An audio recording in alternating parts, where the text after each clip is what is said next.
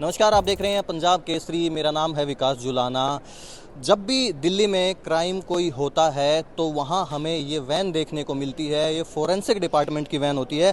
क्या क्या प्रोसेस होता है, जो भी अब नए कानून हमारे सामने आए हैं उनमें ये मैंडेटरी कर दिया गया है कि कोई भी क्राइम सीन होगा वहाँ फोरेंसिक टीम जाना कंपल्शन एक बना दिया है, मैंडेटरी कर दिया है। हमारे साथ बात करने के लिए मौजूद है फोरेंसिक विभाग की टीम। हम जानने की कोशिश करेंगे कि कैसे ये प्रोसेस पूरा होता है और क्या क्या कैसे एविडेंस कलेक्ट किए जाते हैं। नमस्कार सर, क्या नाम है आपका?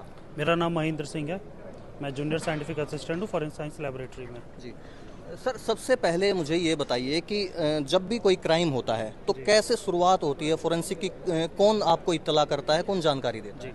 जैसे कहीं क्राइम होता है तो सबसे पहले हमारे पास जो है दिल्ली पुलिस की जो कंट्रोल रूम है वहाँ से हमारे एफएसएल के कंट्रोल रूम में कॉल आती है। हमारे पास जब कॉल आती है उसके बाद फिर हमारे पास जो टीमें हैं वो हर 15 डिस्ट्रिक्ट में भेजी गई हैं। दिल्ली को 6 रेंजेस और 15 डिस्ट्रिक्ट में डिवाइड किया गया है। हर 15 डिस्ट्रिक्ट में हमारी एक टीम जो है वो राउंड द क्लॉक वर्क करती रहती है। हमारे कंट्रोल रूम से फिर हम हमारी जो पर्टिकुलर डिस्ट्रिक्ट है, अगर मान लीजिए नॉर्थ डिस्ट्रिक्ट से कॉल आई तो हम उस कॉल को नॉर्थ डिस्ट्रिक्ट का जो हमारे रिपोर्टिंग ऑफिसर है हम उनको फॉरवर्ड करते हैं। फिर वो सीन ऑफ क्राइम पे मूव कर जाते हैं अपनी टीम के साथ। जी, जब सीन ऑफ क्राइम पे टीम पहुंचती है तो वहाँ कितने ऑफिशियल जाते हैं, आप ये बताएं। बेसिकली जो टीम है वो कंसिस्ट होती है senior scientific officer, senior scientific assistant और साइंटिफिक असिस्टेंट और एक एमटीएस। 4 लोगों की जो टीम है वो गठित होती है और उसके बाद सीन ऑफ क्राइम का इन्वेस्टिगेशन जो आईओ से ब्रीफिंग लेने के बाद शुरू किया जाता है। जी, इसके बाद की क्या प्रक्रिया है, क्या क्या आपको एविडेंस हैं वो जुटाने पड़ते हैं? ये डिपेंड करता है कि कौन सा नेचर ऑफ क्राइम है। नेचर ऑफ क्राइम के हिसाब से हम लोग जो है उसमें से एग्जिबिट एविडेंस उठाते हैं। यही है जी। उसके बाद मान लीजिए आपने एविडेंस कलेक्ट किए, एविडेंस का फिर क्या किया जाता है? जी, वहाँ पे एविडेंस कलेक्ट करने के बाद हम आईओ को हैंड ओवर कर देते हैं और आईओ उसे हमारी फॉरेंसिक साइंस लैबोरेटरी में लाके जमा करता है।